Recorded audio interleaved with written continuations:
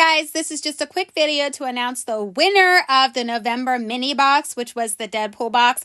I apologize, guys. I just cannot ever remember when I said that I would announce the winner, but I figure it's better late than never. So without further ado, let's jump into this thing.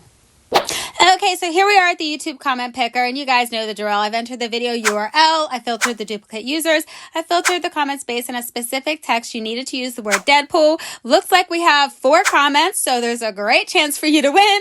Let's go ahead and see who won this thing.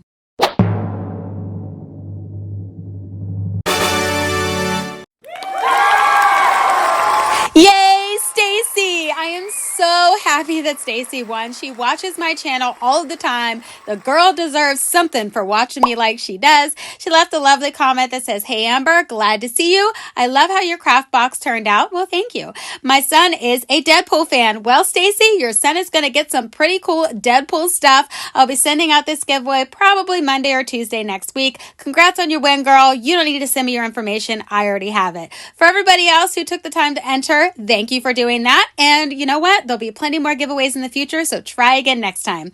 That's all I got for you guys in this video. I'll catch you in my next one.